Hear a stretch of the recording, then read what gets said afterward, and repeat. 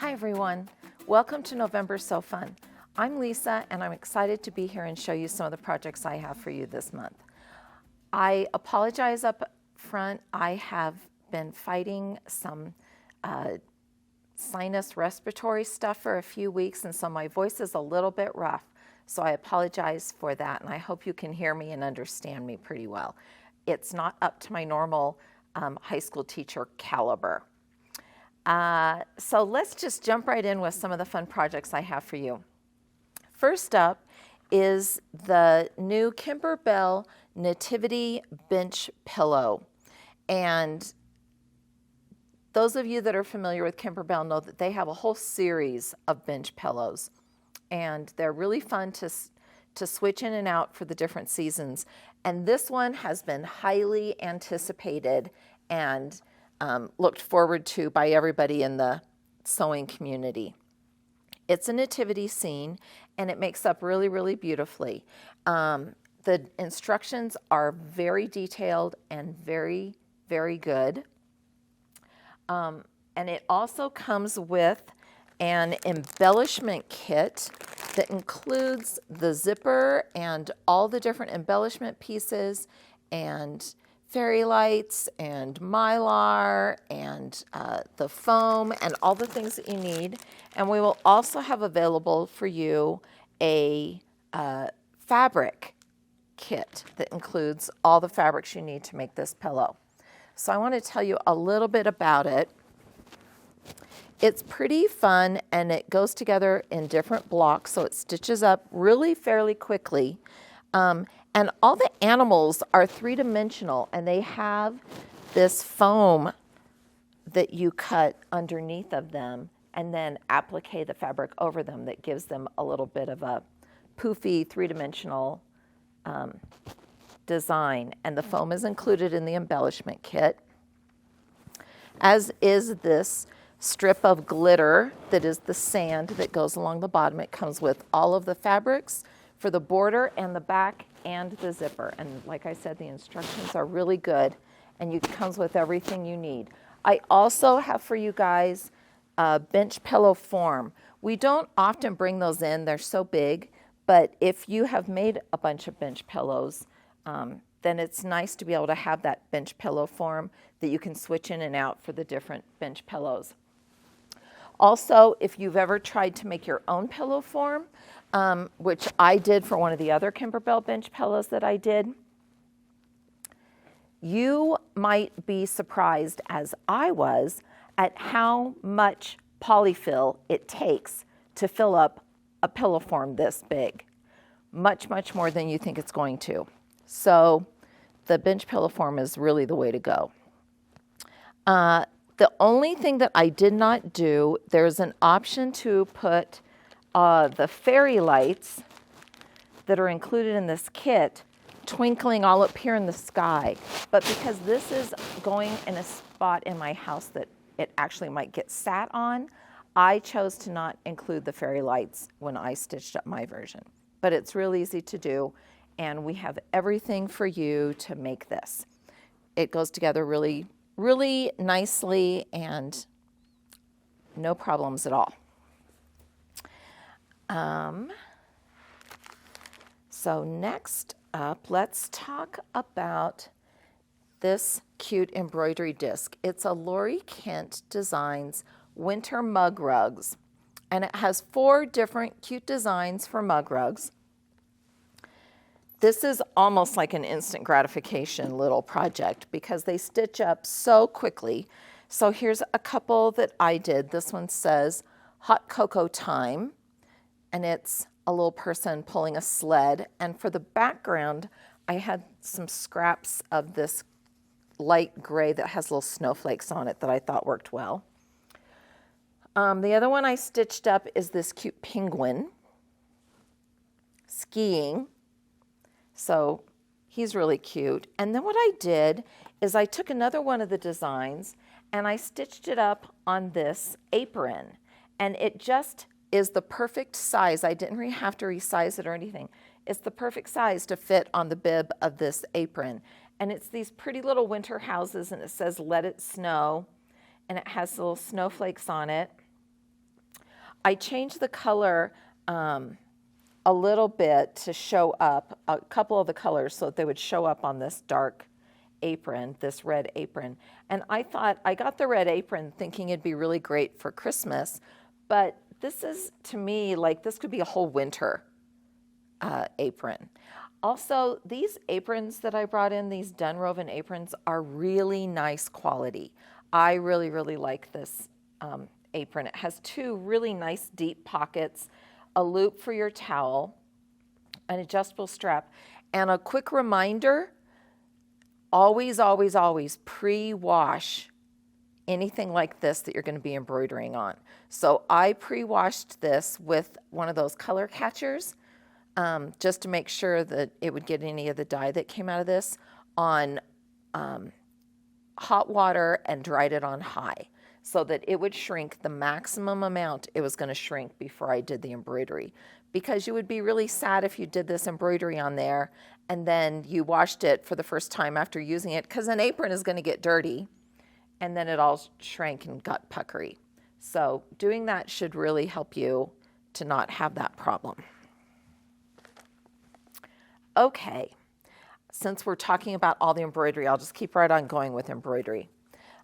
We have featured this Wonky Houses series several times in the past, and they have a whole bunch of fun ones. There's a fun Halloween one, there's a spring one, there's just a bunch of different ones, and I know that we have done those for So Fun before. This one is called Walking in a Winter Wonderland, and the instructions are to either make it into a wall hanging or a table runner. And it has 6 different cute houses and then the block that says Walking in a Winter Wonderland. And they stitch up really cute and really fun. But I decided, I have quite a few holiday table runners, and so I decided to just choose one of the houses and stitch it up into a small pillow. And it worked perfectly for this little small size pillow, which is a cute little accent pillow that you could layer in with your bigger pillows to look really fun. And I just went into my resource center and found some different scraps to use for the border and the back and the little zipper cover strap. So that came together really quickly. As always, these fabric confetti designs are very well digitized, and they stitch up really, really nice. It worked really, really well. So I think that's pretty fun. And I liked that. Okay, what's next? Let's talk about this Pat Sloan Holiday Celebrations book. Pat Sloan designs are always popular. She has such a good aesthetic and really fun things. And as you can see, there were a whole bunch of stuff in this book that I really, really liked. She has quilts, she has table runners, she has all different kinds of seasonal things. I'll show you some of the things I liked in here. I thought this Valentine's Day quilt was really pretty with all the hearts on it. I liked this Valentine's Day pillow, and that's one that I made. And again, I just used fabric scraps that I had in my resource center to make this, and it went together really quickly. I think that'll be really, really cute in my house near Valentine's Day.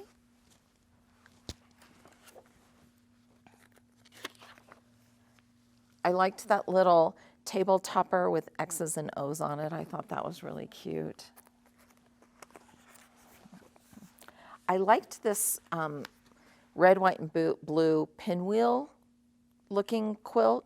I like that look of 4 giant blocks to make a big quilt. I think that looks really, really cool. I also really liked this houses quilt.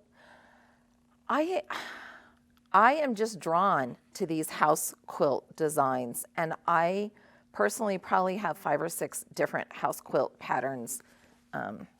It might be a problem. I'm not saying that it really is. And I also thought that this peppermint twist table runner was really cute, and I did make that. Let me show you that. So many things on my table.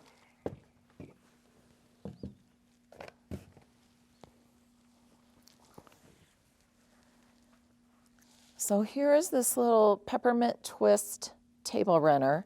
And again, I just went through my red and white scraps, my Christmas fabrics, and found small pieces that I could use in here. I quilted this really simply, just stitching in the ditch along the design. You can kind of see. And then I quilted sort of a concentric circle around all the peppermint lozenge applique blocks. And so this was fun to do. It didn't take a long time, and it was just fun to sit and work through some of my scraps and things like that. But there's stockings, there's table runners, there's all different holidays in here, and this is a really fun book with lots and lots of different projects that you can use for different things. Okay, let's talk about, we'll do this one next. I thought this was really pretty. I have lots of pillows this month. I just feel like they're such a good way to decorate without a major commitment of like a rug or curtains or painting or things like that. They're such a good way to change the look of your furniture and your decor, and they lend themselves so easily to seasonal decorating, again, without a huge commitment and time. Put some different pillows for different seasons out, and you have a whole different look in your house. I really liked this. It's called Champagne Christmas, and I really liked this sort of low volume whites and yellows and golds and things like that. And again, this was really fun to do with going through some of my scraps. So let me show you how that looks. So this is my version, and I just went through a lot of my different scraps to find fabrics that would work. And I did something I haven't done before that I want to show you. I used metallic thread for a lot of the embellishments. So there's like this line that's supposed to be like snow drifts that runs through some of these blocks. And then the trees are outlined. This one has like a line of garland. There's like rays coming off of this star. And up at the top are like little snowflakes, or twinkling stars or something. And I had this gold and silver variegated metallic thread. And I decided to use that for all the little quilting and embellishing lines that are on this pillow top. I used a metallic needle, and we have those in the stores. You can get them on the wall. And I also, on some scrap fabric that I put I took a scrap of fabric, put a little piece of batting behind it, fusible batting, so that I was practicing on the same type of fabric I'd have on here. And then I practiced just sewing straight lines with that metallic thread, because I had to play with the tension a little bit and make sure it wasn't going to break and fray the metallic thread, because that's the trick with metallic thread, is that it can break and then it frays really easily and quickly. So I just practiced a little bit and played around with the tension a little bit till I got it to where it worked. And I went slowly. If I tried to sew fast, it would break the thread. But I just went slowly with that metallic thread, and it worked great. I really didn't have any problems once I took the time to make sure I had all my settings on my machine right. And I just think it adds a little something to it that makes it really pretty. So I just really like this. I thought it was really pretty. I like the golds and stuff for the holiday, and I think you will like it too. And piecing the top was fun and took no time at all. Really, really quick to do. I'm just going to let that sit there, I think. Okay, let's talk about the Yaro wristlet and pouch. You guys know we love noodlehead patterns. We've done a ton of them for So Fun. They are always popular, and she just makes great stuff. I love her aesthetic. So this is the Yaro wristlet pouch and the Yaro pattern for a wristlet and a pouch. And her directions are really good. And as a bonus, this is one of her patterns that she has done a video sew along. And so it's free, it's on her website, and you can follow her sew along and she can show you step by step how to make these. And it was a really fun way to do some fussy cutting and use some canvas that I already had. So this is the small one, it's the pouch, and I had this fun canvas that has retro cars printed on it, and so I just fussy cut both sides to kind of highlight one of the fun cars. It has a little tab with a D-ring, and then the zipper curves around the outside, and on the inside it has one panel that has card slots for you to carry, your ID and credit card, and you can fit a chapstick in here and a few other little things, a key, or you could attach your keys to here. And then if you just want to go and be real minimal, you can do that. And she has lots of good directions on how to make different cute zipper pulls. So I did that with this, and that came together really quickly. And then this is the wristlet version of that. And again, I had this fun Ruby Star fabric that I was able to just fussy cut so it fit perfectly on the front of the wristlet. And this one on the inside has a zipper pouch and then also some card slots. And it's much bigger. Your phone would easily fit in here. Any other essentials, and then it has this nice leather wrist strap so you can just grab it and go. Really quick, small, not carrying a lot of weight. And this is attached with a little hook onto the D-ring. So these both were not very difficult to make. Again, her directions are really good, and she has the whole video tutorial that will take you step by step through doing them. And gosh, we just love her patterns. She just does great stuff. Okay, I'm going to show you some great new notions that we have before I jump into the rest of our projects. And some of them are really useful, and some of them are just really fun. So in trying to keep in mind like the red theme for this month, I found this box of Ann Hazelwood's red and white quilty pencils. So this is 10 pencils, and each pencil features a different quilt pattern that is red and white. So these would be perfect as a gift for somebody or as a stocking stuffer or for yourself because they're just really pretty, and we can always use pencils. I have a really nice red microfiber cloth. It has a little hang hook on the back, and it says the Quilting Tool Shed.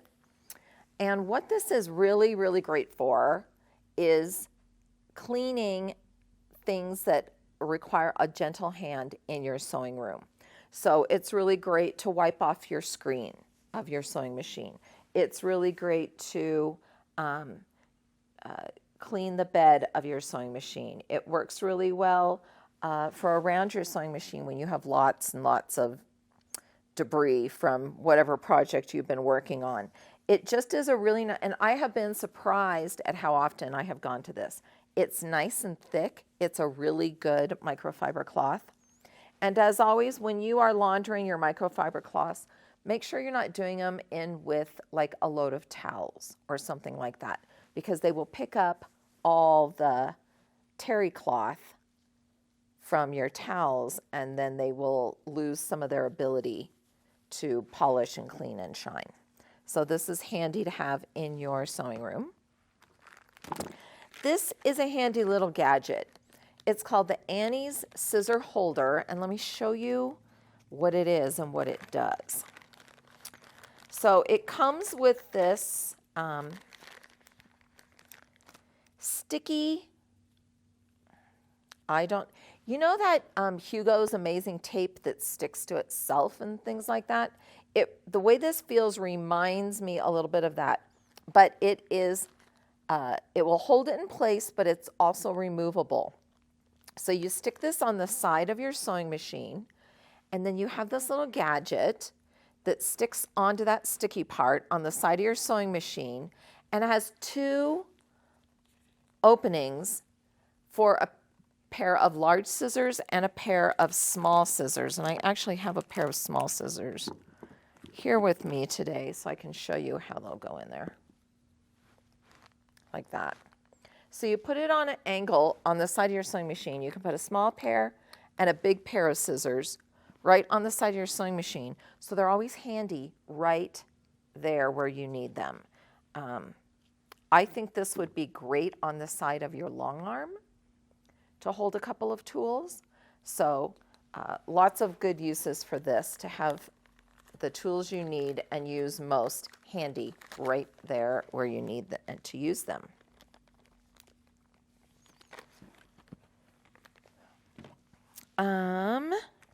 I have a embarrassingly large collection of pieces of batting that I have cut off of my large piece of batting when I've been making quilts that I've been saving. And I decided that before I buy new batting, I have to start using up all this batting I've been saving. At least I thought ahead, and I have saved like types with like types. So the last couple years, I've really become a fan of 80-20 batting rather than 100% cotton batting. And so I have a stash of, when I say a stash, I have a big black plastic trash bag full of strips and scraps of cotton batting, and I have another one full of strips and scraps of 80-20 batting. And so I decided I have to start using that up. So this is called Heat and Press Batting Together. And what it does is it allows you to put all those strips together into, I'm calling it like a Franken batting. So you're combining all those pieces and putting them together to make a big piece of batting that you can then use for a quilt. So you're really saving the planet and being frugal, and it's just a really great way to reduce the waste that drives us all so crazy. So you just butt your two edges of the batting together, and sometimes I overlap them just a tiny bit, and then you put a strip of this down, and then you set it with the iron, and it's permanent, and it makes, you can just keep going until you have a big enough piece of batting. And so that's what I did for both of these quilts, and I'm determined that that's what I'm going to keep doing till I use up all those strips. So I'm not wasting all that batting. But this is really a great product. In the past, sometimes I have run the pieces of batting together with like a really wide zigzag stitch to make my Franken batting. I like this a little bit better. I think this works really, really well. I found this really cute pair of small scissors, and I got them because they have these pretty red handles, and they come with a nice leather case, and they're nice and pointy and sharp. And so this is just another pretty fun little notion that we always can use. I feel like little tiny scissors like this sometimes grow legs, and I tend to lose them. Like I'll have it somewhere, or I've taken it with me somewhere, and then I cannot find them any longer. So I can always use more little pairs of little scissors, and these ones are real pretty, and I like that they have a nice case. And then this is cool. I brought these 2 pairs of scissors with me just to show you this other cool product. They're these little silicone rings that you put inside the handles of scissors to make them so they don't hurt your fingers when you're trimming or cutting a lot. Because these little like embroidery scissors and things like that, I love them. They're great for what you're using them for, but they start to hurt my arthritis-y fingers after a while. And these little silicone rings that fit right into the inside of the handles are really great. They're kind of a game changer for me. And again, it's like a small little thing that made a difference in what I'm doing with my hands. All right, another great tool I have for you is a wool mat cleaning tool. A lot of us have those wool pressing mats. They are really, really great, as you know, for when you're piecing and things like that. They help you press really well. However, they also, threads stick to them and things like that. And I have sometimes used one of those like sticky lint roller things to clean them off, and it works okay. This is really cool. It has like, I don't even know how to describe it, like these tiny little ridges all over it, and you just run it up and down your wool pressing mat, and it picks up all those threads and little tiny snippets of things that clutter up your pressing mat. I have found other uses for this as well. I have used this on my dark blue couch that collects. It's kind of like a velvety fabric, and it collects lint and things like that, and this picks them up. This is really great for cleaning all the little stuff that gets on the carpet of my trunk in my car that sometimes just vacuuming doesn't pick it up. I just run this over and it picks it all up. It's great for picking up pet hair if you have a pet that sheds. So lots of little uses for this. It has come in really handy, and I really like this little tool.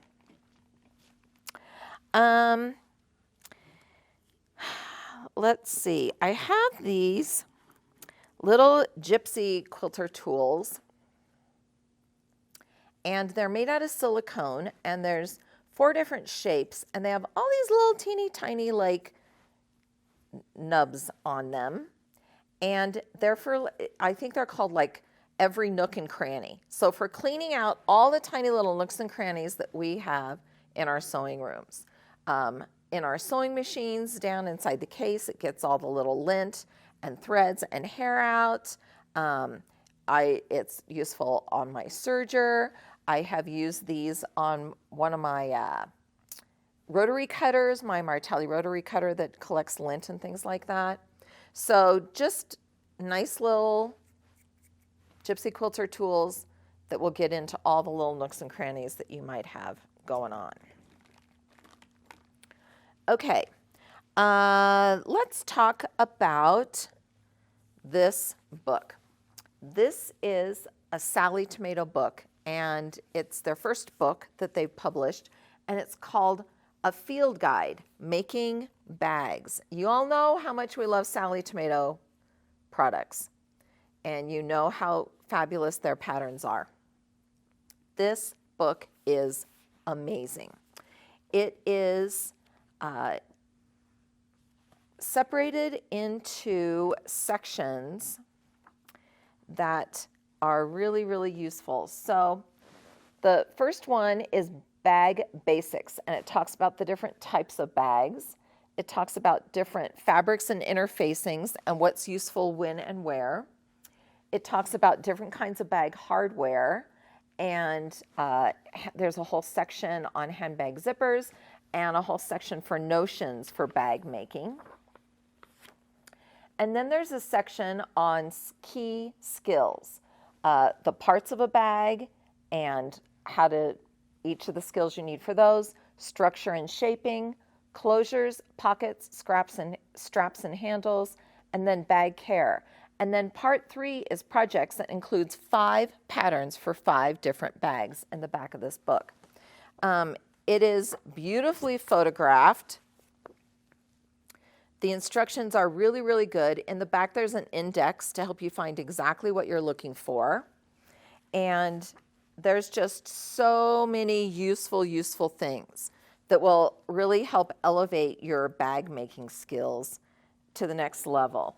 And going over all the different types of hardware.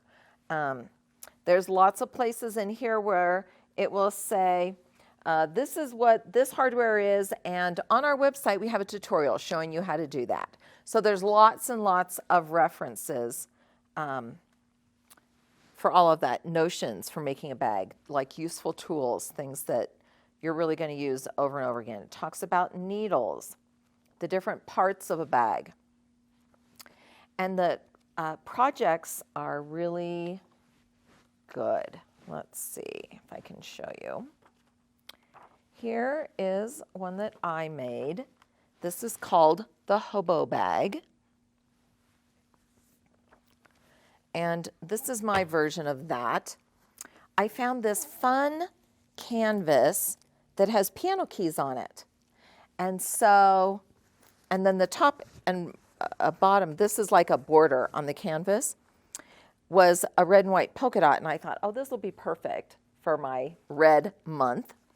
I like the shape of this bag with the curved top, and with the piano keys, it really lent itself to me quilting in between, around each of the keys. And so that kind of gives it a little bit of dimension there. It includes directions for a zipper pocket on the inside and a slip pocket. And this bag has lots of space. It's a nice size bag. In the pattern, it has options for different types of handles, and I chose a crossbody strap and made that out of black cotton webbing. And then they also have directions for a variety of different zipper bags, and so that's one of the projects. And so I made this one, obviously, to match this. And it's just lined, and they give you really good directions on zipper installation and how to do all the parts of this. Let's see, the other projects in here, I like this. This little fold-over crossbody bag. I thought that was cute. There's a zippered tote.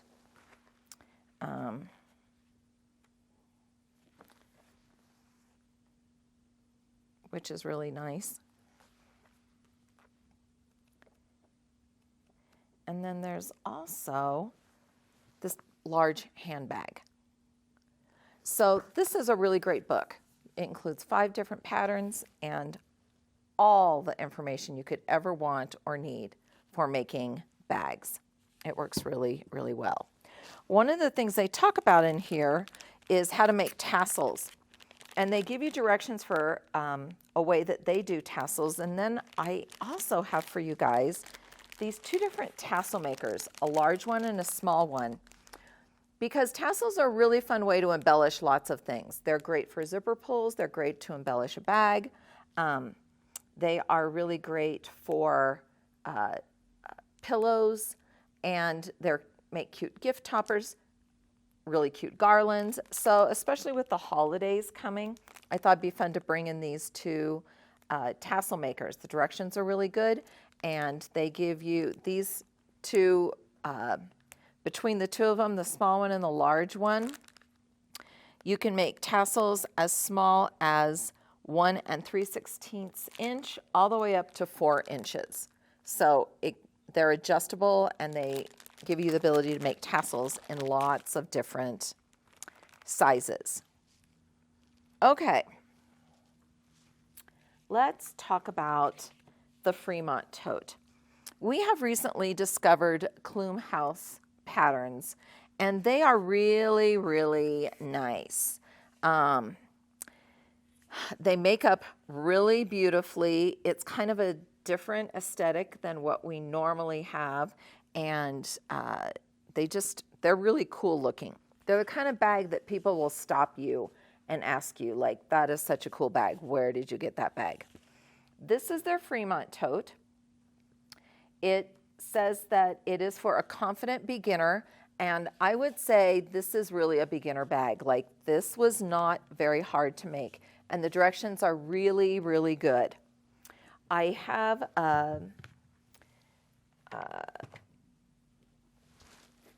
brought in for you guys waxed canvas. Now, you have seen me use waxed canvas many times over the last few years, but we've never actually brought the fabric in for you guys. And so this month I'm really excited. I have brought in the wax canvas for you. I have this dark blue, or I have this dark brown.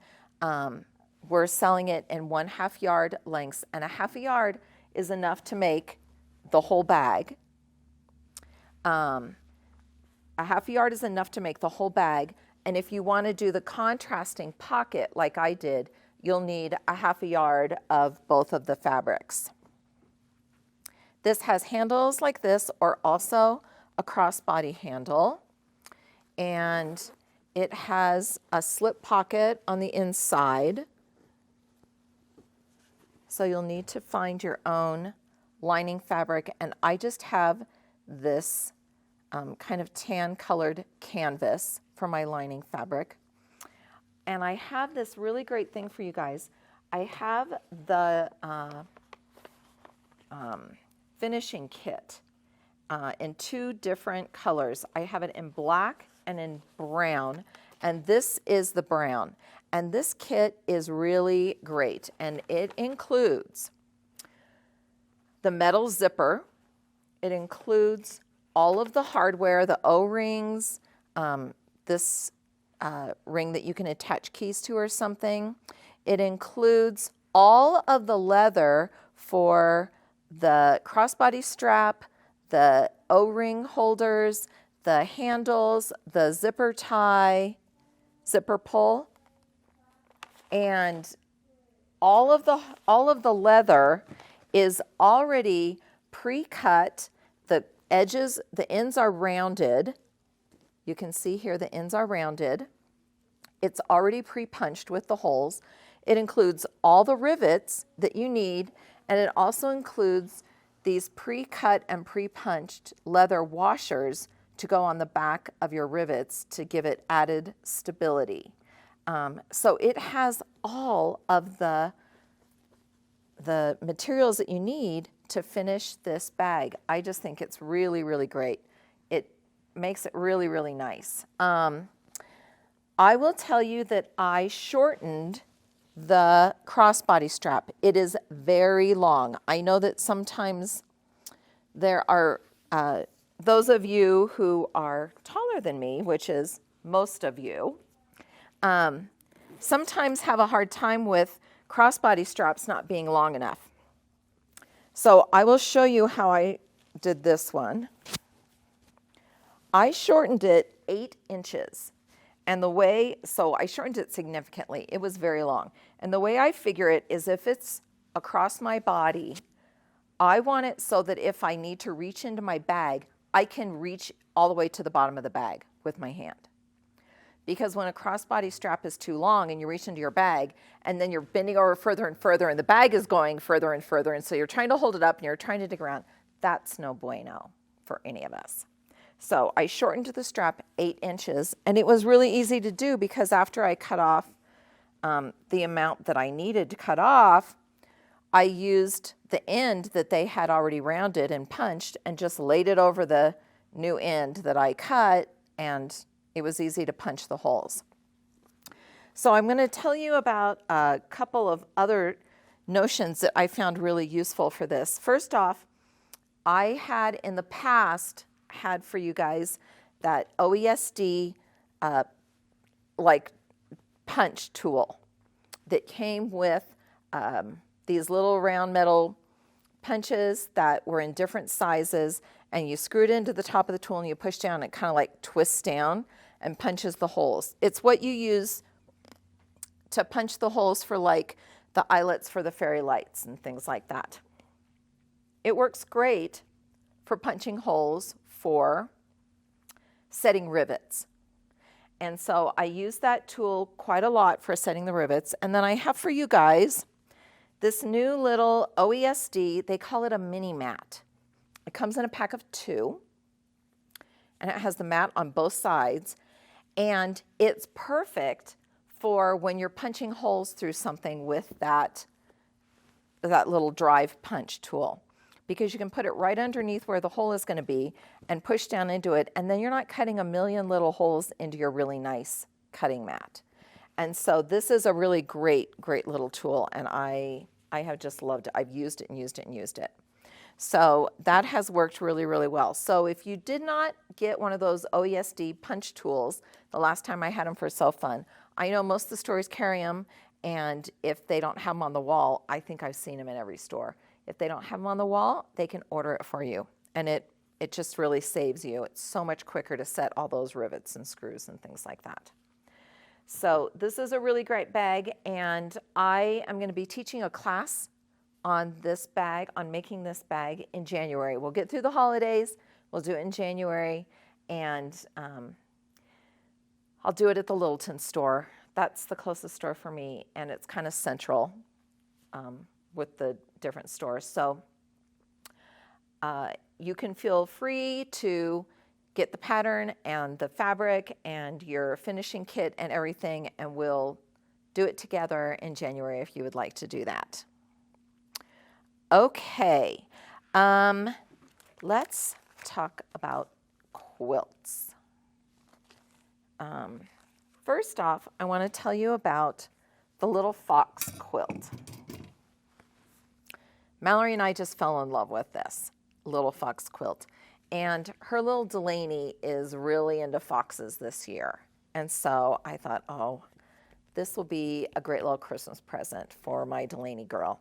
And I just loved it. I just thought it was so cute.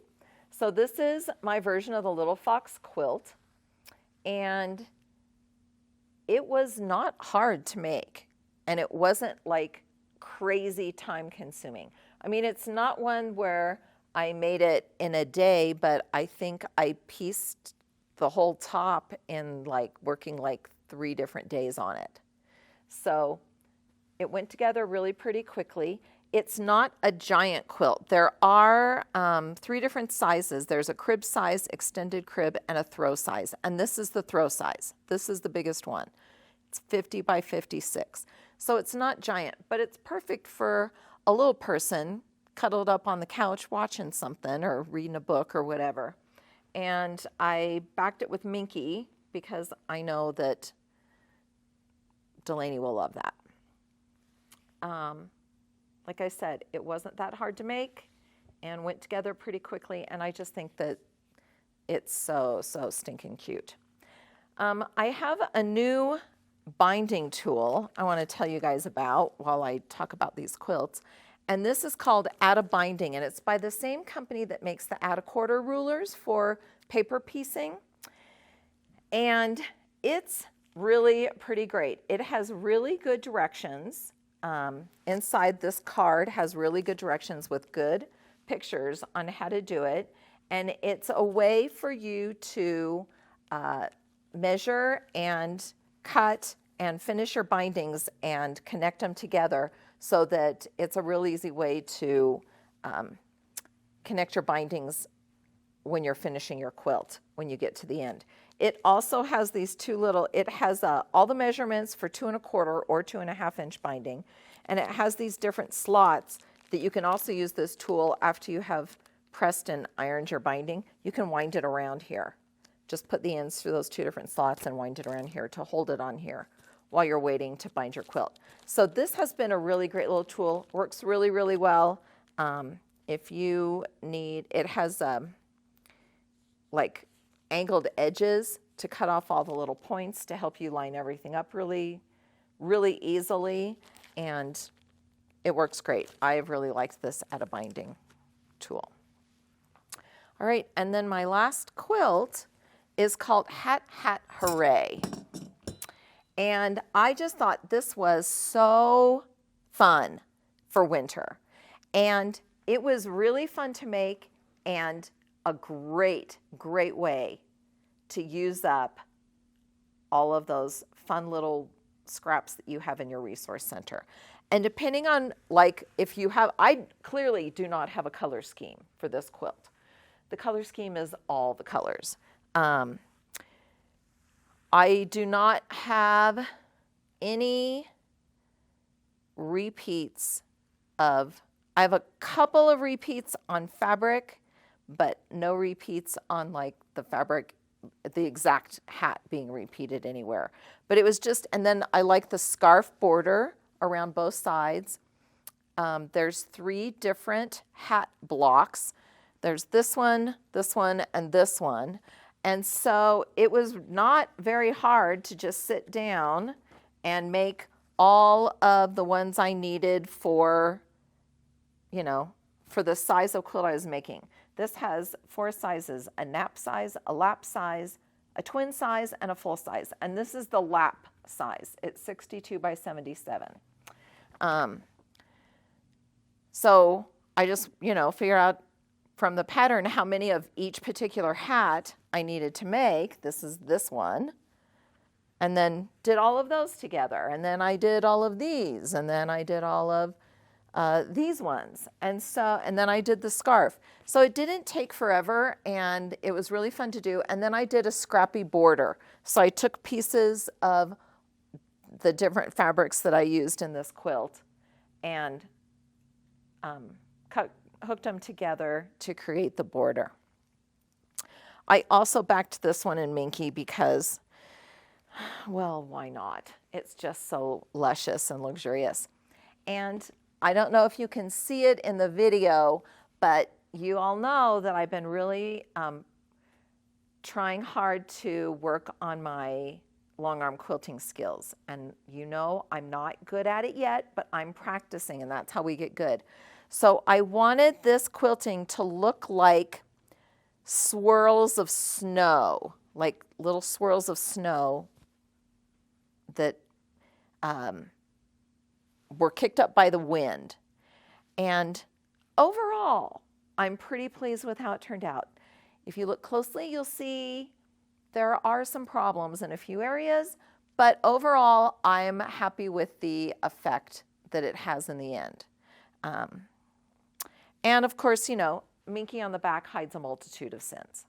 So those are the projects that I have for you guys this month.